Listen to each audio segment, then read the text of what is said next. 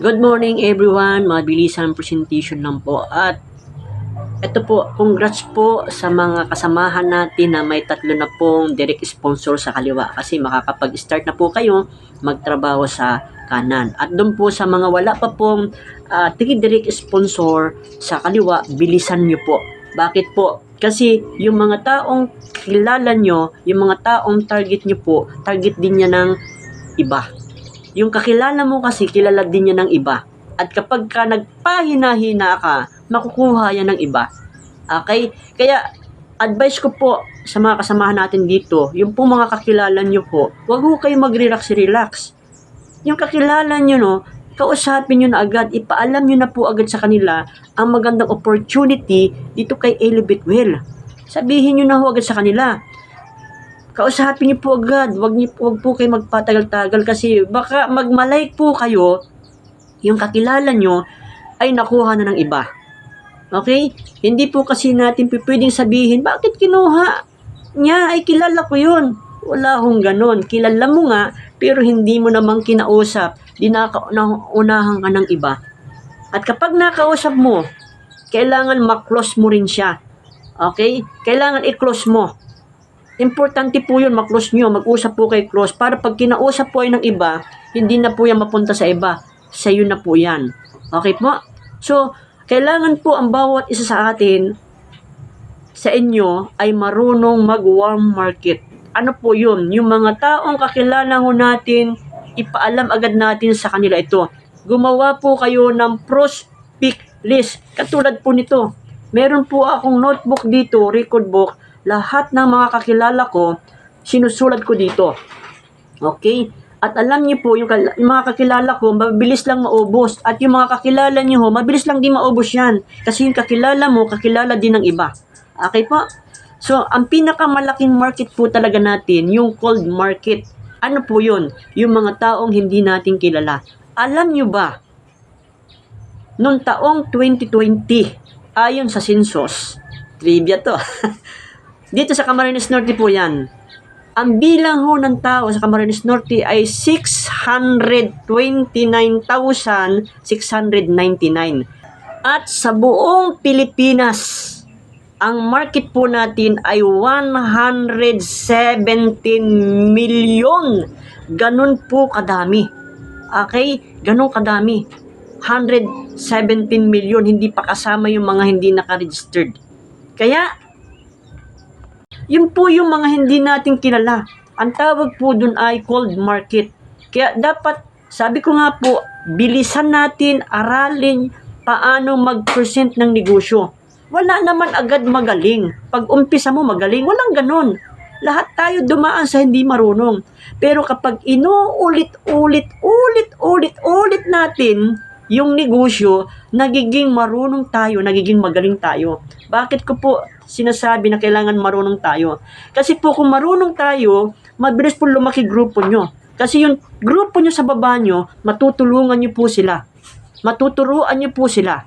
Kaya tuloy-tuloy po ang dami niyan. Okay? Yung kaliwa kasi natin, proven na yan eh. Imagine nyo, may 100 tayong apply sa taas. Mag-sponsor ng tig-tatlo. Eh diyan spill over sa kaliwa mo, 300. Yung 300, kukuha ng tig-tatlo, 900. Yung 900, kukuha ng tig-tatlo, 27. Imagine mo, 27, 900, 300 plus yung sayo. Ang dami mong tao sa kaliwa. Okay? So ngayon, kailangan mo ng piringan.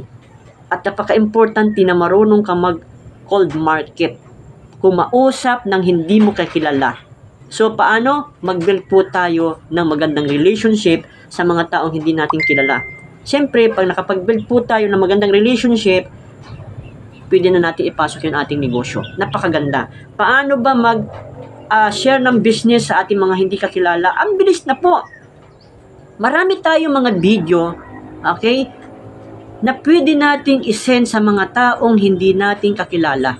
O yung nakilala natin, o yung kakilala natin. Isend po natin video. Kasi yung video po, yun ang mismo po yung mag-present ng business sa kanila.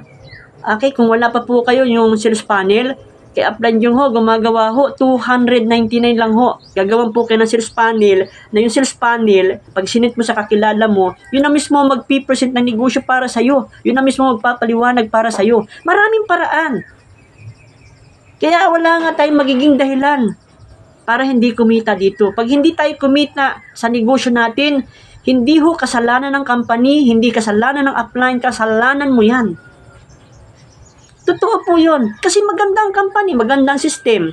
Nasa atin ho ang problema. Kaya again, inuulit ko po, para kumita po tayo, ito po, papakita ko sa inyo, para kumita tayo ng maraming ganito, 500. Yan, napakaraming 500.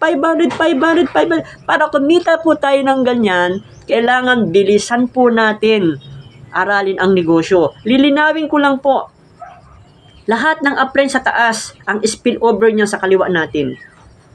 Walang upline na mag-i-spill over sa kanan natin. Ulitin ko po, walang upline ang mag-i-spill over sa kanan natin. Kasi, bakit ganun? Kasi kung mayroong upline na mag-i-spill over sa kaliwa at kanan natin, wala na tayong gagawin. Nakuha niyo po yung point ko? Walang ganun. Na pag-join natin, wala na tayong gagawin, maghihintay na lang ng spill over kaliwa at kanan. Walang ganun po. Kahit anong company, walang ganun. Mag-i-income tayo ng unlimited 500 na wala tayong gagawin. May gagawin po tayo. Okay? Ang pinakagagawin natin, ninyo po, aralin nyo yung business para ma-build nyo po ang network nyo sa kanan. Yung kanan po, dun po mag-uumpisa yung unlimited 500. Tulad nga po ng itong ipinapakita kong ito sa inyo. Yan. Yung mga 500 na yan. Diyan mag-uumpisa kanan natin. Okay? So, paano gawin yan kanan natin? Dapat marunong po kayo mag-organize ng activity.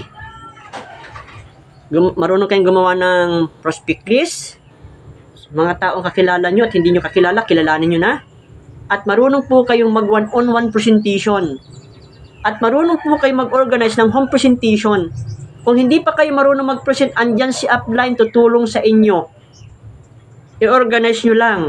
Mag-ipon kayo ng tao, ng mga willing makinig ng negosyo, invite nyo si upline nyo, pupunta yon. At kung yung in-organize nyo ay pangkanan nyo, swerte nyo. Bakit?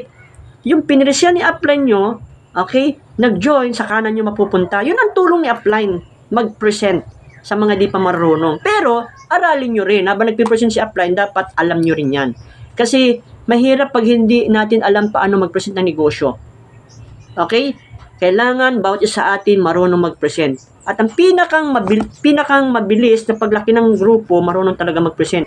Sana po nakapagbigay po ito ng mga idea po sa bawat isa sa atin. Uulitin ko po, wala agad magaling sa negosyong ito. Pero kapag inuulit-ulit, gawin ang negosyo, nagiging madali po ang mahirap. Okay? Again, good morning sa bawat isa sa atin. And elevate your life, elevate your future.